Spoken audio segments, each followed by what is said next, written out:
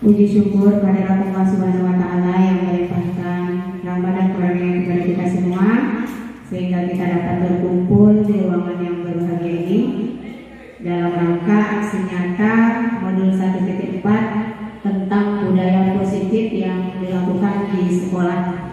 Selawat dan salam terpulang kita hadirkan kepada Nabi junjungan kita, Nabi besar Muhammad Sallallahu Alaihi Wasallam, di mana beliau telah bersusah payah membawa kita umatnya dari alam kezaliman ke alam yang berilmu pengetahuan yang dapat kita rasakan pada saat sekarang ini.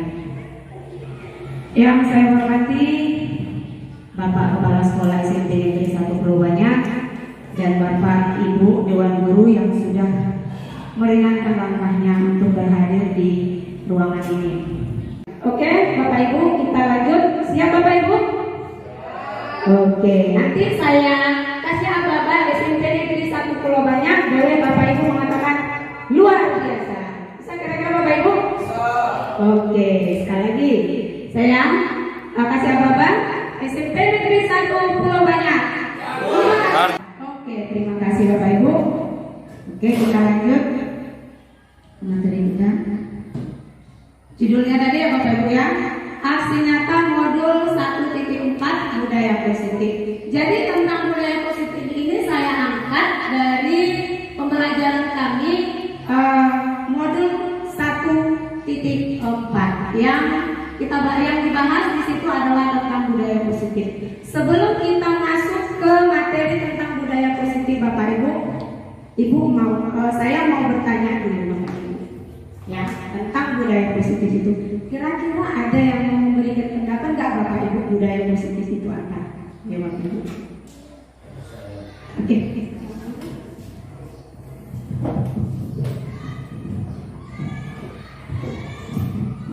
Assalamualaikum warahmatullahi wabarakatuh. Waalaikumsalam. Terima kasih saya ucapkan kepada Bu Dosma yang telah memberikan kesempatan. Kalau menurut pemahaman saya dan saya pahami dari kata-kata dari judulnya ini budaya positif, yaitu kebiasaan yang sudah membudaya, yang sudah kita terapkan di sekolah kita. Kalau saya lihat dari selama ini sudah banyak yang kita laksanakan yang bersifat positif. Yang bersifat positif, ada yang sudah membudaya, ada yang menjelang. Masih proses untuk membudayakan kepada siswa-siswi kita, baik kepada siswi maupun terhadap kita bersama guru. Kalau saya lihat contoh yang sudah membudaya seperti yasinan setiap pagi Jumat, kemudian upacara yang selalu kita laksanakan pagi Senin, kemudian itu sudah membudaya kalau saya lihat. Kemudian masalah salam, sapa, senyum itu sudah mulai kita terapkan, walaupun belum membudaya, tapi sudah kita berusaha untuk membudaya. Terima kasih, itu yang pendapat saya. Oke, terima kasih Pak Indra atas masukannya. Kira-kira ada Bapak Ibu yang lain memberikan pendapat tentang budaya positif? Oke.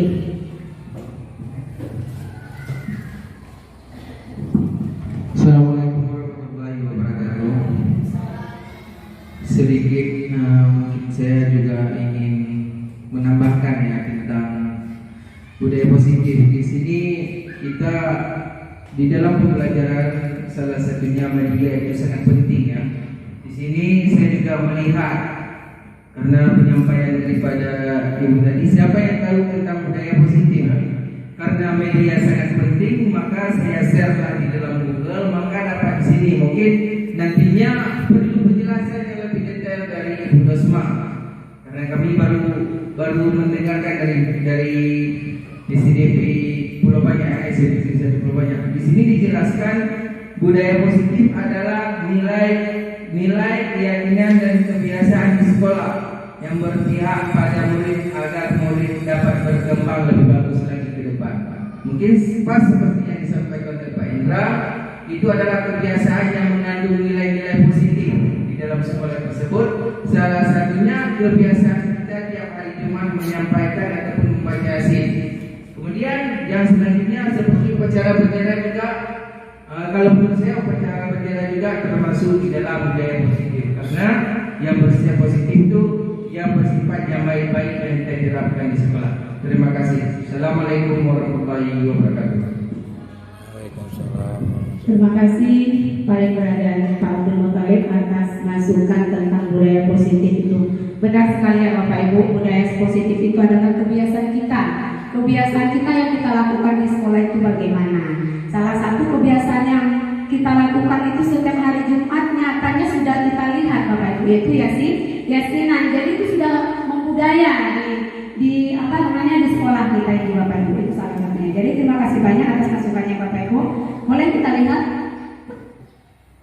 media sama yang dibacakan oleh Pak Abdul Muthalib tadi. Jadi budaya positif di sini sebuah nilai kebajikan yang menjadikan keyakinan dan pada akhirnya menjadi karakter atau ciri khas dari sebuah komunitas atau lembaga.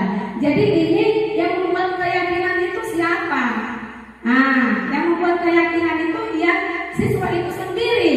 Kalau misalkan siswa itu tidak meyakini adanya budaya positif itu tadi, itu datang dari kita, maka budaya positif yang dilakukan oleh anak-anak itu tidak akan terjadi atau tidak akan selamanya itu ada di dalam diri anak-anak. Salah satunya kita jam 7 harus tepat waktu. Ya Bapak Ibu, itu disiplin namanya itu ya. Ketepatan waktu hadir ke sekolah. Terkadang anak-anak datang jam 7 karena memang tidak ada keyakinan ataupun motivasi di dalam diri anak itu tadi. Pasti dia saya cepat hadir ke sekolah. Karena yang ditakutinya adalah siapa? Gurunya, atau hukuman, atau yang lain sebagainya, atau tiket yang ditakutinya. Makanya dia datang jam 7 pagi seperti itu Bapak Ibu. Coba kalau misalkan ada keyakinan di dalam diri anak-anak itu atau motivasi dirinya tertanam di dalam diri anak itu tadi, saya yakin walaupun tidak ada pantauan guru, ada pantauan tiket dan lain sebagainya, pasti mereka akan datang dengan tepat waktu. Jadi itu menjadi keyakinan dari seorang anak. Begitu juga keyakinan itu tadi didukung oleh siapa? Kita sebagai guru Bapak Ibu. Kita memberikan dukungan, kita memberikan contoh juga kepada anak-anak. Dan pula anaknya jam 7 hadir, sedangkan kita jam 8 hadir ke sekolah. Nah kalau bisa untuk kedepannya Bapak Ibu, kita bisa memperbaiki sama-sama di sini. Jadi tidak ada yang ekspres ya Bapak Ibu. Harus kita membutuhkan proses, kita memperbaiki secara pelan-pelan seperti itu Bapak Ibu. Jadi budaya positif inilah. Oke Bapak Ibu, kita lanjut.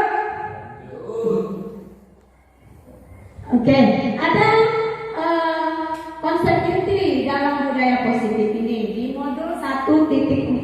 Yang pertama, ada perubahan paradigma belajar, ada disiplin positif, nilai-nilai kebajikan, kebutuhan dasar manusia, motivasi perilaku manusia, posisi kontrol guru, keyakinan kelas, dan juga segitiga restitusi. Jadi ini akan kita bahas satu persatu nanti Bapak Ibu. Oke, kita lanjut ya. Ini dia yang pertama. Pernah nggak melihat ini Bapak Ibu sebelumnya? Belum Bu. Belum ya. Baru ini ya? Ya Bu. Sama Bapak Ibu. Saya pun baru menemukan ini tentang pelajaran paradigma. Ya, baru ini. Karena sekolah kita kan belum menerapkan yang namanya kurikulum merdeka. Tapi kalau sekolah yang sudah menerapkan kurikulum merdeka, pasti kata-kata ada kata-kata berdiferensiasi dengan profil pelajar Pancasila. Jadi saya baru tahu di CGP ini Bapak Ibu. Sebelumnya saya benar-benar tidak tahu. Rupanya ada kata-kata berdiferensiasi. Kira-kira Bapak Ibu ada yang tahu apa yang dimaksud dengan berdiferensiasi? Berdiferensiasi. Ini terkait dengan pembelajaran kita di sekolah. Nah, setelah itu dilaksanakan, ya, maka akan mewujudkan profil pelajar Pancasila. Ada yang tahu Bapak Ibu apa itu? Dan Abdul Muthalib, Bu Blok, Denis, pernah dengar? Kalau dari katanya kalau diferensiasi itu nanti itu sama dengan kata lainnya itu inklusif, Bu. Inklusif itu khusus, berarti mereka belajar sesuai apa yang mereka butuhkan. Dan tugas kita sebagai guru memfasilitasi itu. Betul sekali Pak Delis, bagus sekali ya. Jadi kata-kata berdiferensiasi ini kita memetakan kemampuan anak-anak yang ada di dalam kelas. Karena setiap kemampuan anak-anak yang ada di dalam kelas itu berbeda-beda Bapak Ibu. Ada kemampuannya yang menonjol di bagian visual, ada kemampuan anak-anak di bagian kinestetik, ada di bagian dari apa satu lagi Bapak Ibu? Psikomotorik, visual, kinestetik, dan ada ya Pak. Oke, ya. Ada yang menggambar, yang menonjol di bagian menggambar, ada yang menonjol di bagian yang menjelaskan, ada yang menonjol di bagian yang menulis, seperti itu Bapak Ibu. Jadi di dalam kelas itu anak-anak itu berbeda-beda semua.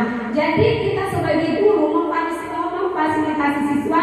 Salah satu contohnya, ketika guru menjelaskan di depan, jadi kita terlebih dahulu memetakan, menanyakan, mengidentifikasi anak-anak itu. Kira-kira anak-anak itu yang di bagian menggambar yang mana? Kita tanya, saya pasti itu anak-anak yang Bapak Ibu. Saya sukanya bagian ini Bapak Ibu. Saya sukanya bagian ini Bapak Ibu. Jadi kita membuat kelompok anak-anak yang seperti itu. Jadi itu yang disebut dengan berdiferensiasi. Terus setelah melakukan berdiferensiasi sehingga mewujudkan apa Bapak Ibu? Profil Pancasila. Jadi di dalam profil Pancasila ada yang pertama, nampak Bapak Ibu ya? Kecil kali ya. Beriman bertakwa kepada Tuhan Yang Maha Esa dan berakhlak mulia. Yang kedua ada berkebinekaan global. Kenapa berkebinekaan global? Karena di Indonesia budaya kita banyak Bapak Ibu. Jadi kita ada yang membeda-bedakan. Ya Bapak Ibu. Terus ada yang bergotong royong. Maksud bergotong royong di sini Bapak Ibu bukan kita lihat dari segi menyapu sama-sama, membersihkan sama-sama, tidak Bapak Ibu, tetapi lebih kita lihat berkolaborasi antara siswa dengan guru. Seperti itu ketika kita melakukan pembelajaran itu tadi. Terus yang selanjutnya ada kreatif, ada bernalar kritis atau berpikir kritis. Terus ada mandiri. Itu nilai-nilai yang tercantum di dalam profil pelajar Pancasila Bapak Ibu. Oke, kita lanjut yang kedua. Nah, ini lagi Bapak Ibu. Ada miskonsepsi teori kontrol atau ilusi guru. Miskonsepsi teori kontrol. Ada ilusi guru, ada 4. Yang pertama, ilusi guru mengontrol murid. Kira-kira Bapak Ibu, kalau saya boleh bertanya, apakah kita bisa mengontrol orang lain? Tidak. Tidak bisa, apa betul Bapak Ibu? Tidak bisa Bapak Ibu kita mengontrol orang lain. Ya, ilusi guru mengontrol murid. Katanya guru itu bisa mengontrol murid. Apa buktinya? Tidak bisa kita mengontrol murid. Salah satunya Bapak Ibu, ada seorang anak yang berperilaku sangat buruk perilakunya. Kita menginginkan anak itu supaya berubah. Kita menginginkan selalu sekali dua kali kita nasihati anak tersebut. Mungkin pada saat itu dia bisa berubah mendengarkan kata-kata kita, karena memang tidak ada tercantum motivasi diri atau yang disebut dengan motivasi ekstrinsik yang ada di dalam diri anak itu, maka akan terjadi lagi selanjutnya perilaku si anak tadi. Ya, akan terjadi perilaku si anak tadi karena memang tidak ada dari diri dia sendiri untuk mau berubah Bapak Ibu. Seperti itu ya, ilusi guru mengontrol murid. Jadi kita tidak bisa mengontrol orang lain kecuali diri kita sendiri. Yang merubah diri kita itu menjadi lebih baik bukan orang lain, tetapi siapa? Adalah diri kita sendiri Bapak Ibu. Oke, yang kedua, ada ilusi guru bahwa semua penguatan positif, efektif dan bermanfaat. Itu tidak benar Bapak Ibu. Ya, seperti yang di awal tadi, ketika kita ingin merubah si anak menjadi lebih baik, kalau tidak ada keyakinan di dalam dirinya, maka penguatan positif itu tidak efektif ada pada anak tersebut. Mungkin dia akan berubah sesaat Bapak Ibu. Sebulan 2 bulan dia akan, ya, sebulan 2 bulan dia akan berubah kembali Bapak Ibu perilakunya seperti semula. Oke, selanjutnya ilusi bahwa kritik dan membuat diamkan maksudnya ini. Ilusi buruk. Ini kita berilusi Bapak Ibu. Bahwasanya kritik dan saran, kritik dan membuat rasa bersalah mampu menguatkan karakter katanya. Salah satu contohnya seperti ini Bapak Ibu. Kita memanggil si anak yang perilakunya sangat buruk, kita panggil, kita sentuh hatinya, tapi disentuh hatinya karena memang dia tidak ada motivasi dari dalam diri dia mau pengen berubah. Memang dia mengikuti kata-kata kita, walaupun kita menyentuh hatinya yang mengkritik dia, kamu ini memang seperti ini, seperti itu, kita sampaikan kepada dia. Pada saat itu dia merasa, oh iya, pada saat itu karena dia mendengarkan apa yang kita sampaikan, kita apa namanya, orang tua kamu udah capek bekerja sebagai nelayan seperti itu. Pada saat itu dia akan berubah. Tapi kalau memang tidak ada dorongan dari dirinya sendiri, itu sebulan 2 bulan kembali lagi kan Bapak Ibu, kembali lagi jika dia seperti semula. Karena apa? Karena tidak ada motivasi dari dalam diri dia sendiri, keyakinan dia. Oke, yang selanjutnya, ilusi bahwa orang dewasa berhak memaksa. Kita Bapak Ibu di sini sudah sebagai orang dewasa, ya Bapak Ibu ya. Nah, dibandingkan anak-anak kita, ya katanya di sini orang dewasa berhak memaksa. Ya, sekali 2 kali dinasihati, 3 kali dinasihati nggak berubah. Ayo kita paksa anak-anak. Ya Bapak Ibu ya, kita paksa harus berubah. Padahal sana itu nggak berubah. Kalau memang ada motivasi kita di keyakinan di dalam dirinya, pasti yakin kita dia akan berubah. Ya Bapak Ibu. Oke, kita lanjut lagi. Ini mengubah paradigma stimulus respon ke pendekatan kontrol. Jadi stimulus respon ini, paradigma stimulus respon ini adalah paradigma zaman dulu kita pakai Bapak Ibu. Coba kita perhatikan apa nggak Bapak Ibu? Bayar. Di sini stimulus respon, realita kebutuhan kita sama katanya di stimulus respon itu. Tetapi kalau di kontrol itu berbeda Bapak Ibu. Ya berbeda. Itu yang seharusnya kita lakukan. Di stimulus respon, realita kebutuhan kita sama. Apakah memang kebutuhan kita sama setiap orang Bapak Ibu? Betul nggak itu? Tidak ya? Tidak. Kebutuhan kita berbeda-beda Bapak Ibu. Setiap orang berbeda-beda. Salah satu contohnya itu tadi, di dalam satu tempat aja, satu ruangan aja, anak-anak itu begitu banyak berbeda-beda ke kebutuhan dari segi belajarnya Bapak Ibu. Ada yang sibuk menggambar, ada yang pengennya hanya menjelaskan, ada pengennya hanya menulis dan lain sebagainya seperti itu Bapak Ibu. Jadi menurut dari kontrolnya, realita kebutuhan kita berbeda-beda. Ya. Yang kedua, semua orang melihat hal yang sama, tetapi yang seharusnya dari kontrol, setiap orang memiliki gambaran berbeda. Berbeda ya Bapak Ibu, setiap orang yang tidak ada gambaran yang sama atau keinginan orang itu berbeda-beda Bapak Ibu. Ya keinginannya mau pengen apa? Mungkin keinginannya di dalam ruangan itu mau pengen bernyanyi, mau pengen melukis, ya kan Bapak Ibu, mau pengen yang lain. Jadi tidak sama. Jadi kita tidak bisa menyamakan ada siswa di dalam ruangan 25 orang kebutuhannya ataupun keinginannya berbeda-beda semua Bapak Ibu. Oke, yang selanjutnya kita mencoba mengubah orang agar berpandangan sama dengan kita. Susah ya Bapak Ibu. Susah sekali kita mengubah orang agar sama pandangannya dengan kita. Itu tidak bisa Bapak Ibu. Seharusnya kita berusaha memahami pandangan orang lain tentang kita, tentang dunia Bapak Ibu. Seperti itu ya. Oke, yang selanjutnya perilaku buruk dilihat sebagai suatu kesalahan. Tetapi di dalam kontrol, semua perilaku memiliki tujuan. Yang buruk, baik yang buruk ya, ataupun yang baik Bapak Ibu, jangan pernah kita mencap kesalahan anak. Aku salah. Ya Bapak Ibu, kamu salah. Kamu seperti ini. Nah, itu tidak bisa Bapak Ibu. Nah, kalau di dalam kontrol, semua perilaku memiliki tujuan. Setiap kesalahan yang dilakukan anak-anak pasti ada alasannya. Maka di situ kita menanyakan.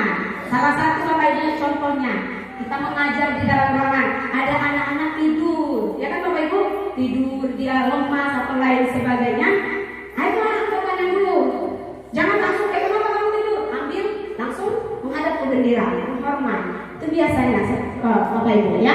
Jadi kita tanya dulu alasan anak itu kenapa dia tidur. Mungkin dia laki seperti itu Bapak Ibu ya. Oke, kita lanjut. Orang lain bisa mengontrol saya, tetapi kalau ditiru kontrol, hanya Anda yang bisa mengontrol diri Anda. Benar kan Bapak Ibu? Orang lain bisa mengontrol kita? Tidak Bapak Ibu. Kita sendiri yang bisa mengontrol diri kita. Tadi sudah jelasin dulu di awal ya. Saya bisa mengontrol orang lain, Anda tidak bisa mengontrol orang lain. Ini sama Bapak Ibu. Ya. Lanjut, pemaksaan ada pada saat bukan gagal.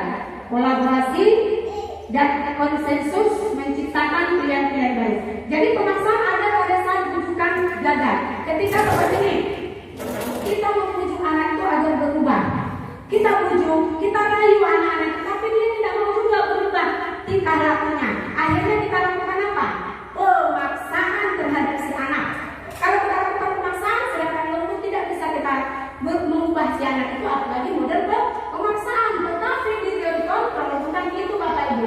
Yang seharusnya kita ajak anak itu berkolaborasi dan juga konsensus. Atau apa yang konsensus Bapak Ibu? Kita lakukan pendekatan, ya, pendekatan konsensus menciptakan pilihan baru. Jadi kita berkolaborasi, kita dekati anak tadi, kita panggil ke kantor, kita ajak berkomunikasi yang baik si anak tadi, kita tanya kenapa alasannya, kenapa dia bandel, kenapa dia jahat, kita tanya seperti itu Bapak Ibu. Pasti dia nanti akan cerita kenapa dia seperti itu, ya. Salah juga kan? Oke, yang terakhir, model berpikir menang kalah. Kalau di teori kontrol, model berpikir menang-menang. Ada nggak seperti Bapak Ibu? Model berpikir menang-menang.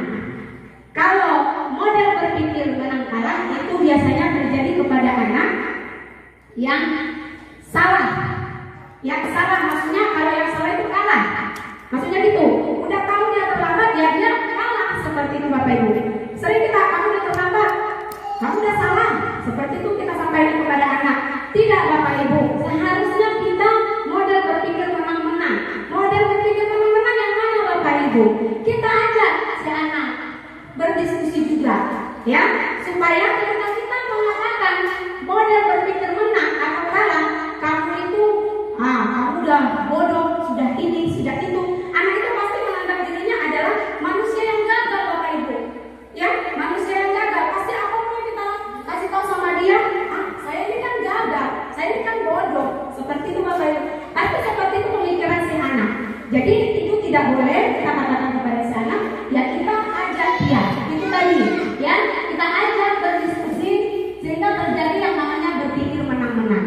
Kita ajak dia berdiskusi, berkomunikasi yang baik, ya, bersama kita, anak tadi yang melakukan kesalahan, dan kita sampaikan kepada si anak, ketika dia melakukan kejahatan, maka dia harus bertanggung jawab.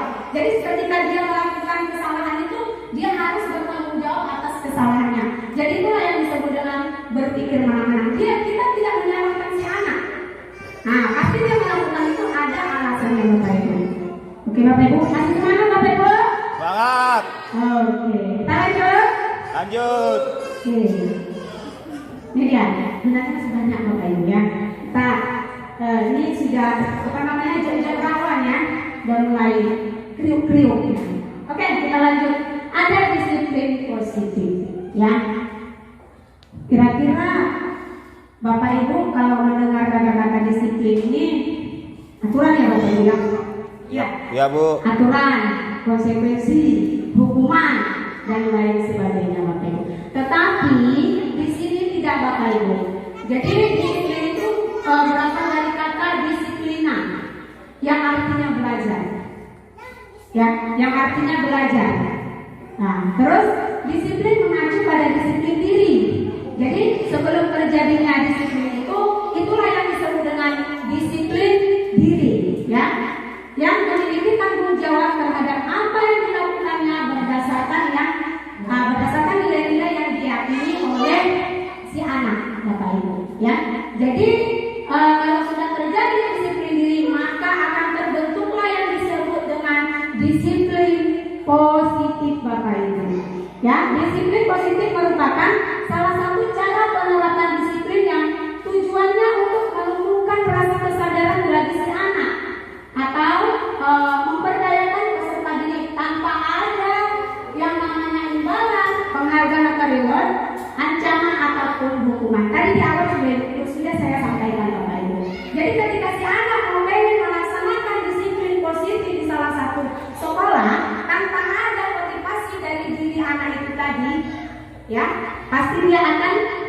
hal itu.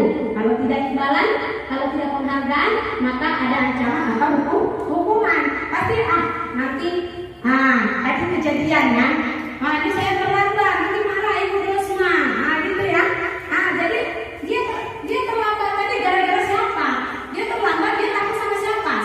Sama guru. Takutnya Bapak Ibu. Ini tidak terjadi karena memang keyakinan di dalam dirinya nggak ada motivasi intrinsik itu tidak terjadi pada si anak Bapak Ibu.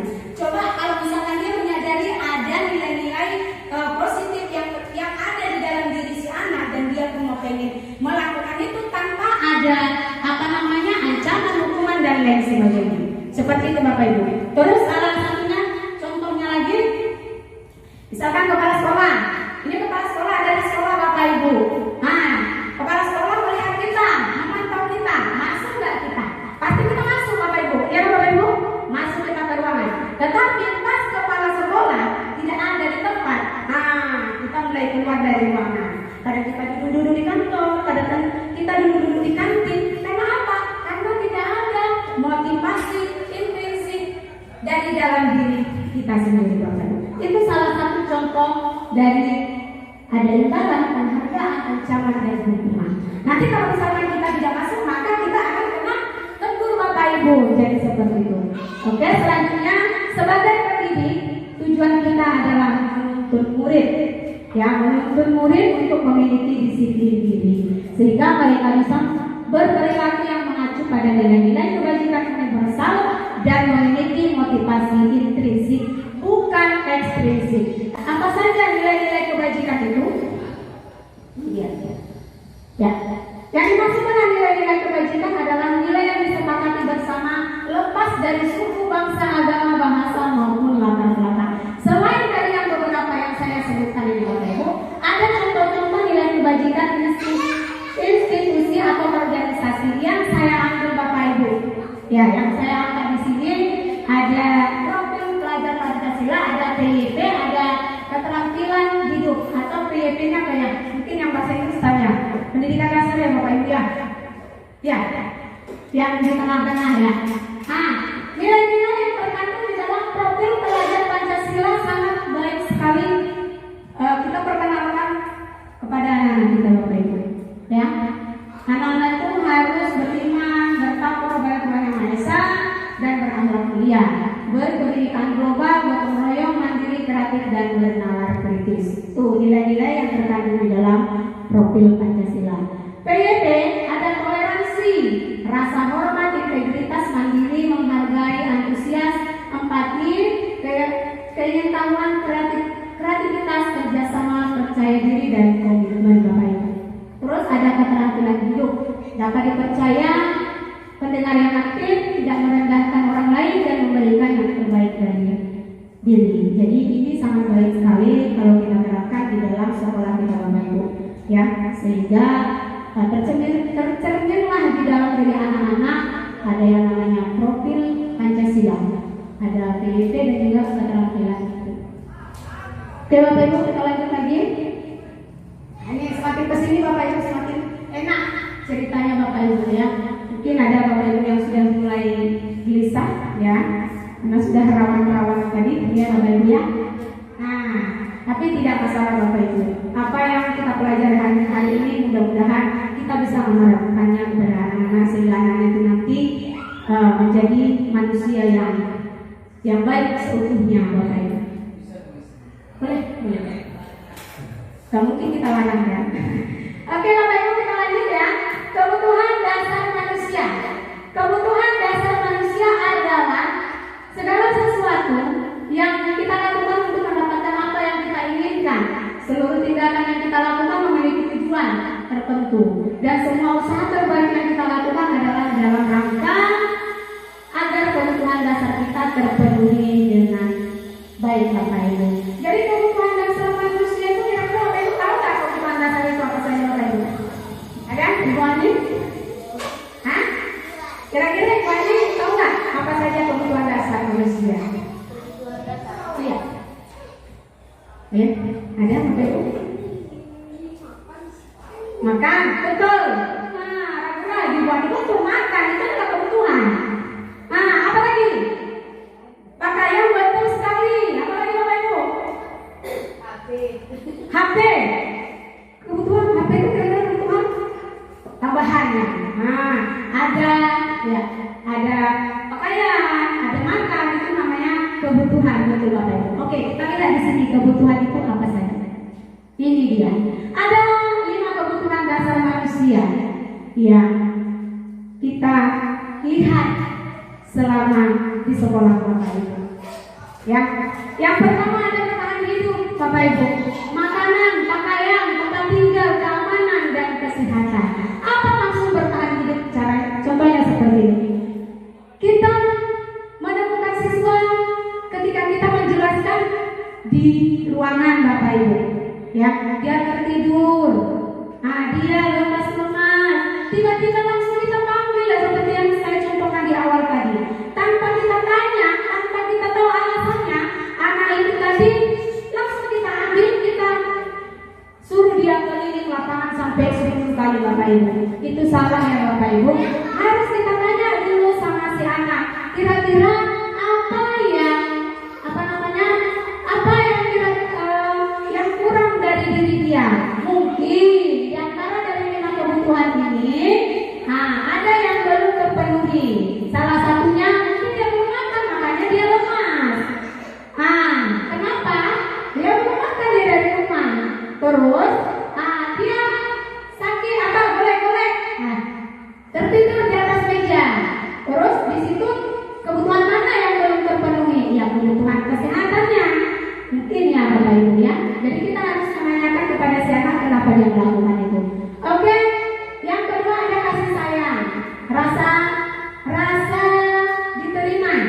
Rasa diterima, dipedulikan, berbagi kerjasama, menjadi bagian dalam kelompok. Jadi kasih sayang di sini terkadang anak kita berulang di dalam ruangan, dia mau pengen diterima di lingkungan di sekitar kawannya, temannya, mungkin dia mau pengen diterima oleh gurunya, ya diperhatikan oleh gurunya dan lain sebagainya. Dan apabila terjadi ini di dalam kelas kita Bapak Ibu, mungkin kebutuhan dari beberapa yang kelima ini mungkin dia membutuhkan itu, rasa kasih sayang dan juga rasa diterima Bapak Ibu. Oke, penguasaan, ada harga diri, keinginan untuk dianggap memimpin, prestasi diakui dan didengar. Jadi ini salah satu contohnya Bapak Ibu. Kalau kita menemukan si anak kadang-kadang ada 7 tangan Bapak Ibu ya di dalam kelas. Ada 7 tangan, tapi tidak ada memperhatikannya Bapak Ibu di dalam ruangan. Ini dia penguasaan ini tadi. Dia mau pengen jadi pemimpin, dia mau pengen keinginan untuk dianggap oleh teman-teman dan guru, mau pengen maju ke depan, memberikan pendapat. Tetapi akhirnya dia berulang Bapak Ibu, mungkin tidak terpenuhi ini tadi penguasaan dia di dalam kelas. Yang selanjutnya kebebasan. Mandiri, memiliki pilihan, mencoba hal baru, mampu mengendalikan arah dirinya. Ini ketika kita menjelaskan di depan kelas Bapak Ibu, itu keinginan kita hanya berceramah di dalam kelas, tetapi kita tidak mengetahui apa yang diinginkan oleh si anak. Ketika kita sudah menjelaskan si anak tadi tidak sesuai dengan yang diinginkannya, makanya akan terjadi ribut, akan terjadi cuki-cuki kalau di sini Bapak Ibu ya, akan terjadi mengantuk dan lain sebagainya. Kalau itu terjadi berarti kebebasan anak itu terbuka, ibaratkan itu terikat Bapak Ibu di sini. Ya, makanya kita beri kebebasan mereka, kita kasih apa yang diminati oleh si anak dari segi belajarnya. Oke, selanjutnya kesenangan, bermain, humor, antusias, tertawa. Bapak Ibu, jangan kita, saya pun termasuk juga ya Bapak Ibu, jangan kita marahi anak kita ketika tertawa dia di dalam ruangan. Kamu ketawa, ibu lagi menjelaskan kamu tiba-tiba ketawa, dia Bapak Ibu ya. Kadang-kadang anak-anak tertawa atau senang mau pengen bermain. Karena apa? Dia bosan di dalam ruangan melihat gurunya hanya menjelaskan aja Bapak Ibu. Jadi dia pengennya dia mau pengen dia belajar sambil bermain, ataupun gurunya menjelaskan itu jangan fokus ke pembelajaran, tapi dia tidak melihat anak dirinya bagaimana posisi di tempat duduknya. Apakah dia bosan atau bagaimana? Sekali-sekali Bapak Ibu kita kasih humor sedikit ya Bapak Ibu ya. Jadi ini kesenangan. Jadi anak itu perlu kita kasih kesenangan supaya tidak bosan di dalam ruangan. Jadi inilah Bapak Ibu 5 kebutuhan dasar manusia.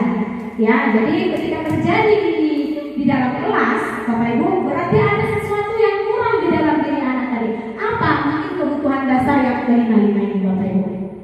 Keren-keren Bapak Ibu. Masih semangat Bapak Ibu? Semangat.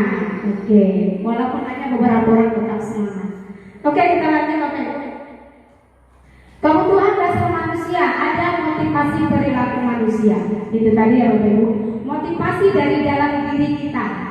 Di sini untuk menghindari ketidaknyamanan hukuman, itu disebut dengan motivasi ekstrinsik atau motivasi datang dari orang lain Bapak Ibu.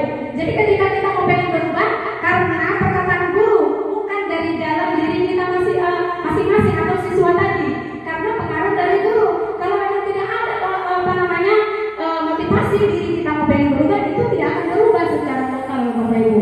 Mungkin sementara sebulan 2 bulan dia akan kembali lagi ke perilaku yang semula Bapak Ibu. Itu ya. Untuk mendapatkan penghargaan dari orang lain Bapak Ibu, seperti terlambat tadi. Nanti saya terlambat, nanti dimarahi oleh guru piket seperti ini. Dia kan karena hukuman atau penghargaan, mau pengen si A ini rajin kali, kamu nggak cepat kali hadir ke sekolah. Itu kenapa? Anak itu kan mau pengen pujian dari guru, bukan dari dalam diri dia, mau pengen berubah disiplinnya seperti itu Bapak Ibu. Jadi ini disebut dengan ekstrinsik. Jadi motivasinya datang dari orang lain Bapak Ibu, dari luar. Selanjutnya untuk menjadi orang yang mereka inginkan dan menghargai diri sendiri dengan nilai-nilai yang mereka percaya. Ini adalah motivasi intrinsik. Ini memang dari dalam diri dia sendiri mau pengen berubah. Maka kita mendampingi si anak, dia inginnya berubah seperti itu Bapak Ibu. Jadi ini salah satu juga dari kebutuhan dasar manusia. Oke, lanjut lagi Bapak Ibu. Coba kita perhatikan Bapak Ibu, hukuman, konsekuensi, restitusi. Oke, hukuman itu biasanya bersifat apa itu? Tiba-tiba. Tidak ada kesepakatan antara guru dengan siswa di sekolah. Nah, itu kalau hukuman. Misalkan, di dalam ruangan dia tiba-tiba atau toko meja. Kamu toko meja, silakan kamu sapu halaman sekolah semuanya. Itu namanya hukuman berencana. Bukan berencana, maksudnya secara tiba-tiba kita lakukan. Itu namanya hukuman Bapak Ibu. Konsekuensi beda dengan hukuman Bapak Ibu. Kalau konsekuensi ini berarti kita sepakati dulu dengan siswanya, ya kan Bapak Ibu? Ada peraturan di dalam sekolah. Berarti kalau melanggar peraturan akan mendapatkan sanksi atau konsekuensi seperti itu. Jadi itu sudah direncanakan atau disepakati guru dengan siswa. Oke, ada restitusi. Restitusi ini adalah proses menciptakan kondisi bagi murid untuk memperbaiki kesalahan. Proses kolaboratif yang mengajak murid untuk mencari solusi sendiri Bapak Ibu. Jadi restitusi ini sangat baik kita lakukan terhadap anak didik kita. Jadi di sini menciptakan kondisi bagi murid untuk memperbaiki kesalahan. Kita menanyakan kesalahan, menanyakan alasan-alasan yang dilakukan anak itu kenapa dia melakukan kesalahan seperti itu Bapak Ibu. Jadi kita cari tahu masalahnya apa sehingga si anak mau cerita. Di sini ada kolaboratif, berarti kita diskusi dan menciptakan komunikasi yang baik terhadap si anak sehingga si anak tadi mau cerita kepada kita Bapak Ibu. Tetapi kalau kita mengajak anak itu tadi berkomunikasi dengan membentak ataupun memarahi dia, yakin dan percayalah Bapak Ibu, itu tidak akan terjadi kolaboratif atau komunikasi yang baik terhadap si anak. Mungkin dia tidak akan mau berubah dan tidak akan mau mendengarkan kita. Seperti itu Bapak Ibu ya. Oke, kita lanjut. 5 posisi kontrol guru. Pernah nggak kira-kira Bapak Ibu lihat ini Bapak Ibu? Kalau penghukum sudah ya Bapak Ibu ya, penghukum ya. Salah satunya penghukum jangankan Bapak Ibu, saya juga Bapak Ibu. Baru saya di sini di CGP ini baru saya sadar Bapak Ibu bahwasanya penghukum itu tidak baik Bapak Ibu. Ya, saya selama ini saya salah persepsi bahwasanya hukuman itu sangat baik untuk anak Bapak Ibu. Rupanya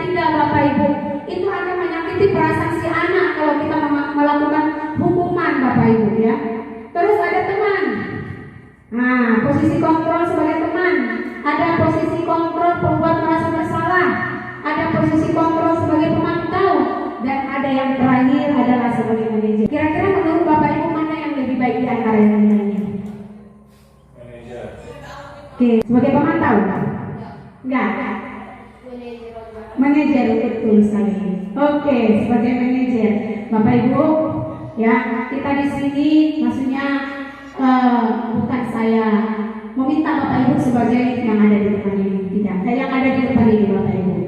Ya, sebagai manajer itu sangat baik di antara semuanya Bapak Ibu. Karena di sini kata-katanya itu tidak ada yang menyakiti. Dia mencari solusi kalau di manajer ini Bapak Ibu.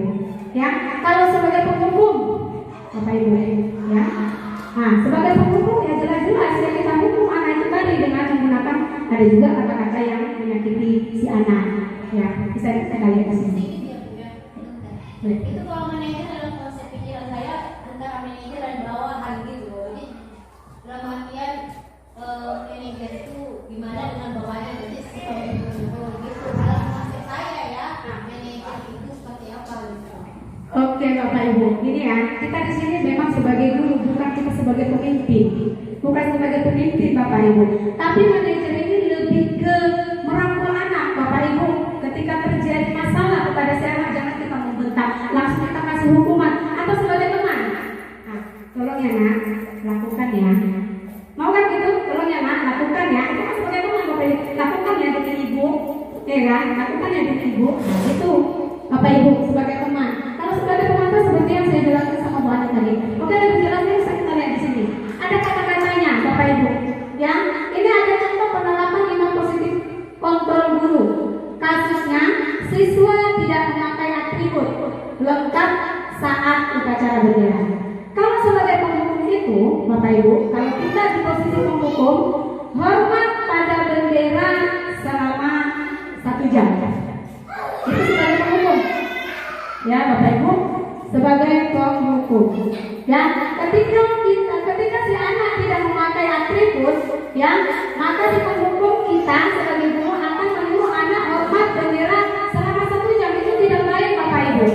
Ya, yang kedua sebagai teman ini, sebagai teman, kata-katanya Bapak Ibu. Oke Bapak Ibu. Oke, lanjut. Sebagai teman, ayo dong ikuti aturan sekolah, tolong bantu ibu. Ya, sekali ini ya sudah, tidak apa-apa. Lain kali jangan sampai berbuat seperti ini lagi ya nak. Mau kan Bapak Ibu kita ngomong seperti ini kepada anak-anak sebagai teman? Ya, kalau sebagai teman ini tidak akan membantu karakter si anak Bapak Ibu. Karena apa? Bisa saja nanti hanya sama kita aja tidak percaya. Pasti ketika guru lain dia tidak ada yang percaya Bapak Ibu kalau kita sebagai teman. Ya kita ketika bertemu sama kita dia nurut sama kita, mengikuti apa yang kita inginkan. Tetapi kalau sama guru lain dia akan membantah Bapak Ibu. Seperti itu kalau sebagai teman. Ya Bapak Ibu. Oke, kita lanjut. Pembuat merasa bersalah. Beberapa kali ibu bapak harus memberikan kamu. Kamu selalu saja mengecewakan Bapak Ibu. Nah, ini pernah nggak Bapak Ibu dilakukan ini? Tersentuh kepada hati si anak, Bapak Ibu. Ya, tersentuh. Tapi tersentuhnya itu menyakiti dirinya, menyakiti diri si anak. Sebuah apa di sini kan dia merasa bersalah si anak tadi. Bukan dia merasa bersalah, bukan dia langsung apa? Oh, ibu ini ngomongnya seperti ini berarti saya berubah. Tidak, Bapak Ibu. Tidak akan berubah si anak kalau kita mengatakan kata-kata seperti ini, Bapak Ibu. Kembali lagi ke motivasi diri tadi, Bapak Ibu. Ya, sebagai pemantau. Jadi ini kata-kata sebagai pembuat merasa bersalah, Bapak Ibu. Ya, ini kata-katanya. Oke, lanjut lagi. Kamu sudah melanggar peraturan sekolah. Kamu tahu konsekuensinya. Setelah upacara, kamu beri atributnya ke koperasi dan jangan ulangi lagi, katanya. Jadi sebagai pemantau ini tadi, dia apa yang ada di data-data sekolah, misalkan peraturan sekolah tidak boleh berlambat, ya dia harus menjalankan data-data peraturan yang ada di sekolah itu sebagai pemantau, Bapak Ibu. Pernah nggak kita lakukan seperti itu, Bapak Ibu?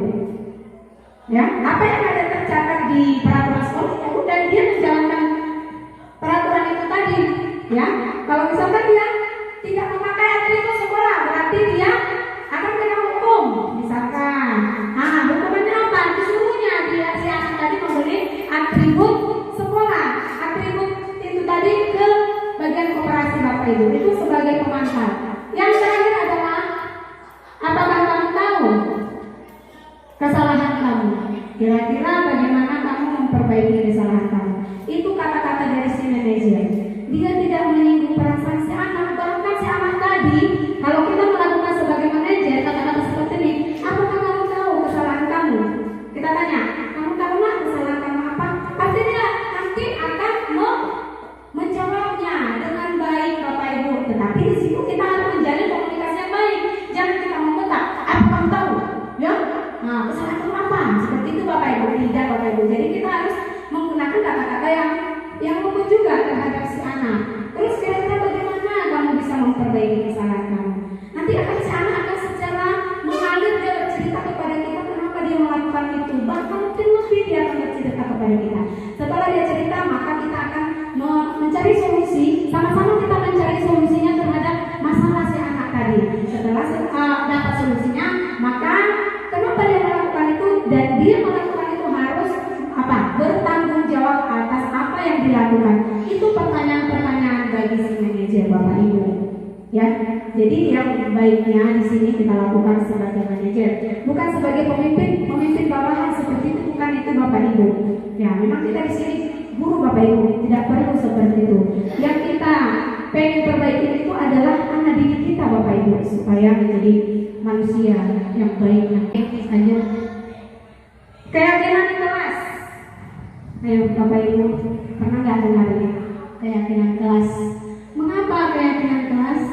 Mengapa bukan peraturan kelas? Kita selama ini menyampaikan kepada anak-anak apa Bapak Ibu? Peraturan kelas, tetapi bukan keyakinan kelas. Ayo, Bapak Ibu, ada yang mau memberikan pendapat? Pak Indra, ada? Mengapa keyakinan kelas? Mengapa bukan peraturan kelas? Ayo. Oke, pakai mic. Mungkin ini juga saya baru dengar ya, dengan keyakinan kelas. Padahal kan kita selalu menerapkannya di dalam kelas itu peraturan kelas, ya kan?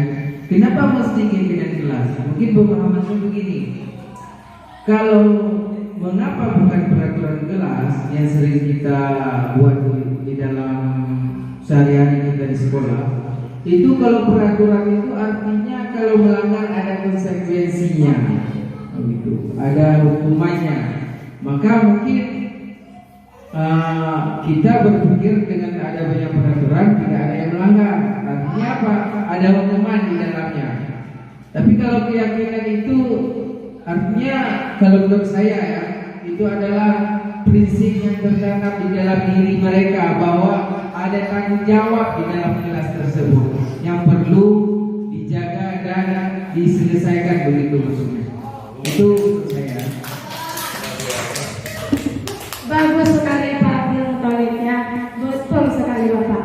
Kalau keyakinan kelas itu memang dari diri. Kita membuat keyakinan kelas itu sama-sama Bapak Ibu. Contohnya wali kelas. Seorang wali kelas membuat keyakinan kelas di dalam kelas itu bersama-sama dengan siswa. Apa itu keyakinan? Berarti siswa itu sendiri yang membuat, bukan kita sebagai guru. Kalau yang peraturan itu kita sendiri yang membuat Bapak Ibu. Itu tadi ada konsekuensinya atau hukumannya Bapak Ibu. Jadi di situ ada kata-kata negatif. Misalkan tidak boleh buang sampah, jangan tidak boleh buang sampah. Tetapi apa? Bertanggung jawab di situ. Bertanggung jawab apa? Bertanggung jawab membuang sampah itu tadi, menjaga kebersihan ke kelas seperti itu Bapak Ibu. Dan lanjut pembentukan keyakinan kelas Bapak Ibu ya. Ini pernah kami lakukan keyakinan kelas seperti ini Bapak Ibu. Tapi sebenarnya biasanya wali kelas boleh juga perbedaan studi kita buat keyakinan kelas seperti ini, ya. Terus keyakinan kelas itu harus bersifat abstrak, terus berupa pernyataan universal, menyeluruh, Bapak Ibu.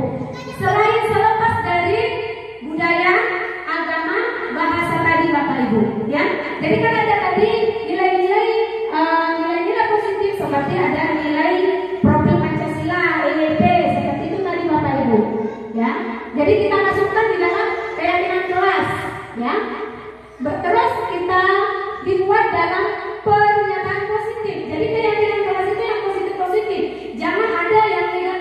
tidak boleh buang sampah, tidak boleh tidur di dalam kelas, lebih baik bertanggung jawab seperti itu Bapak Ibu.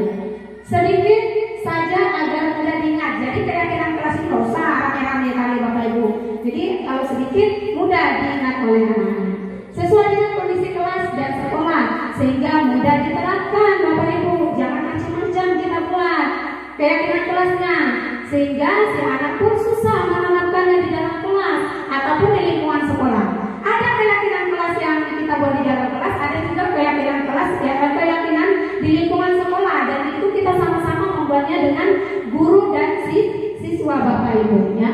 Semua warga kelas dilibatkan saat membuat keyakinan kelas. Jadi di sini bukan guru yang membuat keyakinan kelas. Itu kita tanya kepada anak-anaknya. Ayo anak-anak, keyakinan kelas mana yang perlu kita buat? Nah, nanti pasti sana saya disiplin, tanggung jawab, hormat, solidaritas, ada peduli, seperti itu Bapak Ibu. Ya kan Bapak Ibu? Jadi inilah pembentukan dari keyakinan kelas. Bapak Ibu boleh melakukan itu, boleh sekali Bapak Ibu, supaya anak-anak tadi ada rasa tanggung jawabnya Bapak Ibu.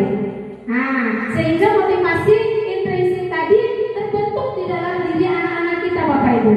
Ya, jangan dipengaruhi dari eksternalnya atau ekstrinsiknya Bapak Ibu. Dari kitanya, jangan Bapak Ibu. Harus memang dari diri si anak. Ya, oke kita lanjut. Selanjutnya ada namanya segitiga restitusi. Ya, segitiga restitusi ini adalah suatu proses dialog yang dijalankan oleh guru agar dapat menghasilkan murid yang mandiri dan bertanggung jawab. Jadi segitiga restitusi ini sangat baik kita lakukan di sekolah Bapak Ibu.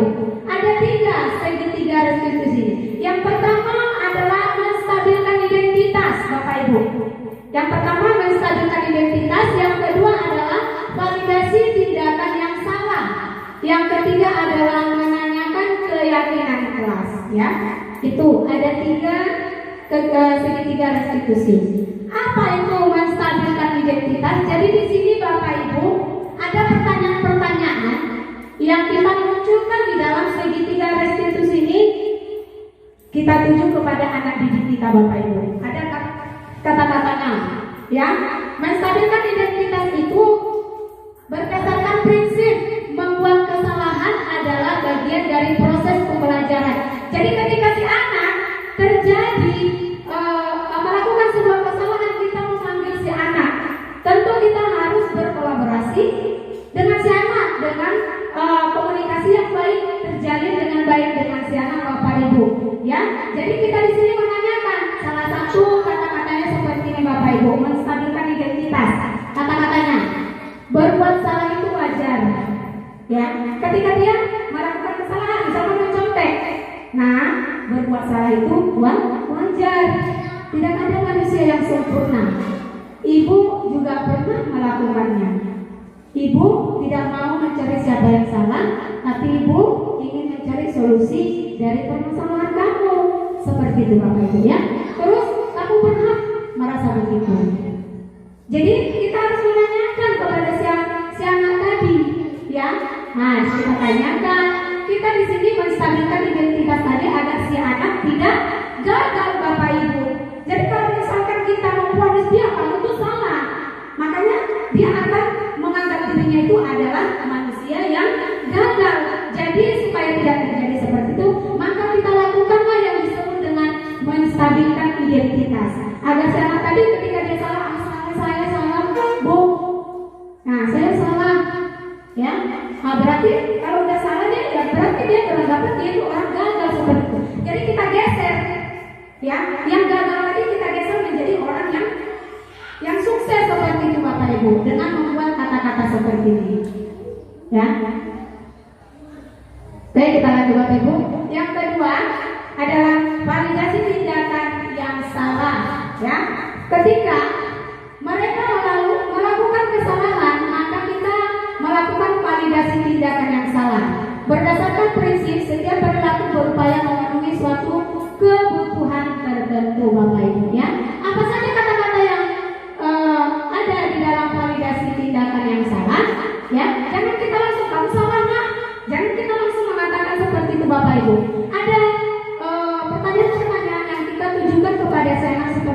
Bapak Ibu. Kamu pasti punya alasan mengapa melakukan hal seperti itu. Jadi setiap anak melakukan kesalahan itu, Bapak Ibu, nah ada alasannya. Kenapa dia mencontek, Bapak Ibu? Nah, ada alasan kenapa dia mencontek. Mungkin dia mencontek diakibatkan apa, Bapak Ibu? Karena dia tidak belajar seperti itu. Kenapa dia tidak belajar? Dia lalai, nggak ingat seperti itu, Bapak Ibu. Jangan kita langsung memberikan hukuman yang berat terhadap si anak seperti itu, ya. Kamu bisa melakukan yang lebih buruk lagi dari ini. Dari ini ya. Kamu patut bangga karena telah melindungi sesuatu yang penting buatmu. Ini pertanyaannya bukan hanya mencontek aja ya Bapak Ibu, ya kesalahannya banyak Bapak Ibu ya. Oke, kamu melakukannya karena mempertahankan sesuatu yang penting bagi kamu. Ya, mungkin dia tidak oleh kawannya Bapak Ibu. Dia membela diri. Nah, ini pertanyaannya. Kamu melakukan karena mempertahankan sesuatu yang penting bagi kamu.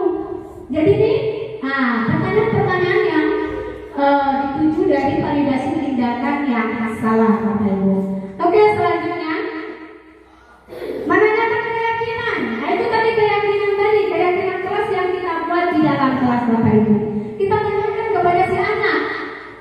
Nah, di sini prinsipnya teori mengontrol bahwa pada dasarnya kita termotivasi secara intrinsik. Ya, kontrol itu datang dari dalam diri kita sendiri, bukan dari orang lain. Jadi keyakinan kelas itu memang dari si anak datangnya Bapak Ibu. Nah, ini pertanyaan-pertanyaannya. Apa keyakinan kelas kita? Kita tanya sama si anak ketika melakukan kesalahan Bapak Ibu. Nah, kenapa Adwin kamu mencontek? Nah, kita tanya apa keyakinan kelas kita kemarin yang sudah kita bentuk? Gitu ya, tanggung jawab biasanya Bapak Ibu. Kalau mencontek apa itu Bapak Ibu? Di situ ada tanggung jawab nggak? Belajar, gitu ya. Nilai-nilai apa yang telah disepakati bersama? Apa nilai-nilai? Ya. Nah, terus seperti apa gambaran sebuah kelas yang ideal menurut kamu? Ini sesuai dengan pertanyaan-pertanyaan, sesuai dengan masalahnya ya Bapak Ibu. Tidak semua masalah sama pertanyaannya, tidak. Mana yang sesuai dengan pertanyaan ini Bapak Ibu? Ya, kamu ingin menjadi orang yang seperti apa? Jadi ketika kita melakukan menanyakan keyakinan kelas, pasti dia, oh iya, saya melakukan ini Bapak Ibu, seperti itu. Ya, oke. Kita sudah berakhir di segitiga restitusi Bapak Ibu. Kira-kira ada yang mau memberikan masukan atau yang mau apa ya? Di sini karena saya di sini bukan sebagai guru, kita di sini belajar Bapak Ibu ya. Saya pun di sini belajar dalam budaya positif ini. Sama-sama kita belajar Bapak Ibu. Mungkin ada pengalaman-pengalaman yang Bapak Ibu lakukan, mungkin sebagai penghukum atau sebagai teman. Mungkin bisa Bapak Ibu diceritakan sedikit. Ada yang baik boleh baik.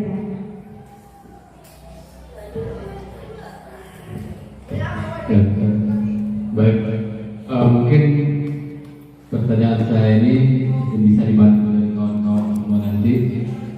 Yang sering saya temukan dalam kegiatan mengajar di dalam ruangan kelas, ada suatu alasan siswa yang membuat saya bingung untuk mengambil tindakan. Misalnya seperti ini, kepada siswa-siswa saya sudah saya berikan buku paket misalnya, sudah saya bagikan. Ketika pas hari belajar dengan saya, buku paketnya tinggal misalnya. Alasan sudah tersebut lupa. Itu ketika alasan sudah tersebut lupa, bingung saya. Kalau lupa alasannya apa yang harus saya lakukan? Karena tidak bisa kita ngomong dia lupa. Lupa itu kan suatu kewajaran kan? Jadi kalau sering-sering lupa, tidak cocok juga kan dalam belajar kita. Mungkin kawan-kawan yang lain bisa membantu. Kalau ketika alasan lupa, itu apa yang harus kita lakukan? Terima kasih. Oke, terima kasih Pak Indra, polisi kami ya Pak Indra. Kira-kira ada yang mau berpendapat? Bapak Ibu, panelis mungkin pernah terjadi sama Kalau bagi saya Nah, Kalau misalkan kesalahan terjadi pada orang tua, maka miskonsepsi yang dipaparkan tadi tidak berlaku lagi buat saya. Maka saya kira ringan dan punishment itu masih perlu menurut saya. Jadi kalau mau ada tindakan keras seperti memberi hukuman yang tujuannya bukan untuk menghukum atau membuat si anak ini merasa bersalah, tetapi sebagai suatu motivasi supaya dia tidak melakukan hal yang sama lagi. Nah, butuh kita kembali mengambil sikap yang lain. Ya bisa jadi hukuman. Jadi tidak baku di manajerial aja. Hukuman itu bukan untuk menghukum, mematikan mental siswa, tetapi memberikan efek jerah. Begitu dari saya. Oke, bagus sekali Pak Dede. Jadi kita di sini sebenarnya jangan kita ada kata-kata hukuman, Pak. Lebih baik kita mengatakan itu adalah konsekuensi, Pak. Nah, konsekuensi itu karena memang kita buat dulu keyakinan kelas tadi. Jadi ketika keyakinan kelas itu kan pasti ada kata-kata bertanggung jawab, ya kan Bapak Ibu ya di dalam kelas. Kenapa dia tidak membawa itu tadi selalu lupa? Berarti dia tidak bertanggung jawab. Ketika kita membuat keyakinan kelas sama anak itu menandatangani keyakinan kelas tadi. Jadi kita bukan memberikan hukuman, tetapi konsekuensi dengan memberikan motivasi terhadap sana, jangan sampai dia melakukan itu lagi Bapak Ibu itu. Jadi hal positif yang kita tunjukkan kepada sana apa misalkan konsekuensinya. Jangan kita buat dia terlalu lapangan. Itu namanya hukuman Bapak Ibu. Itu terencana, itu tidak terencana. Tapi kalau seandainya kita melakukan keyakinan kelas itu kan sama-sama kita lakukan, kita minta pendapat dari si anak itu. Ya udah kita jalankan keyakinan kelas itu dengan memotivasi anak itu tadi memberikan konsekuensi itu tadi Bapak Ibu. Kira-kira seperti itu. Terus yang terakhir adalah penutup. Dalam penerapan program disiplin positif, hendaknya guru memiliki standar kepribadian profesional dan solusi yang baik, di mana guru mampu merefleksikan dirinya dalam posisi kontrol saat ini. Bagaimana perjalanan dirinya sehingga among atau disebut dengan manajer, ya.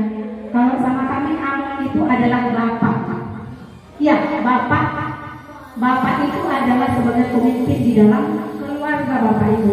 Jadi ibu katakan, saya nggak tahu apakah ini bahasa Batak atau bahasa apa, nggak tahu saya Bapak Ibu ya. Nah, jadi manajer ya, yang menuntut murid-muridnya menjadi insan yang positif, merdeka dan bertanggung jawab. Terima kasih Bapak Ibu atas kehadirannya di tempat ini ya. Oke, saya akhiri. Sekian dan terima kasih. Assalamualaikum warahmatullahi wabarakatuh.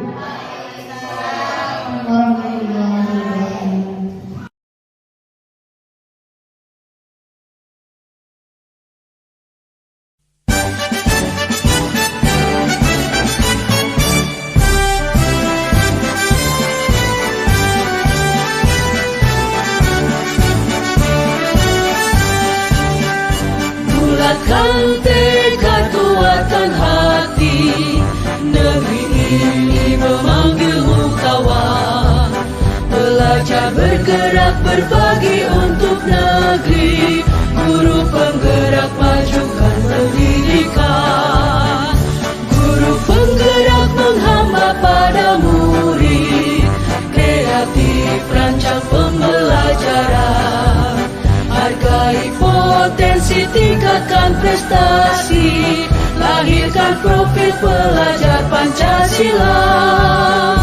Belajar bergerak berbagi untuk negeri. Kita menjalin kolaborasi.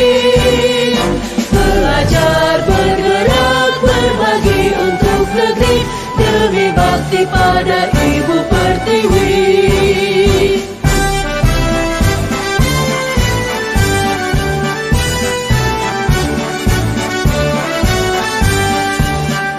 Bulatkan tekad, kuatkan hati.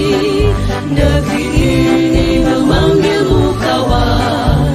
Belajar bergerak berbagi untuk negeri. Guru penggerak majukan pendidikan. Guru penggerak menghamba pada murid. Kreatif rancang pembelajaran. Hargai potensi, tingkatkan prestasi. lahirkan profil pelajar Pancasila. Belajar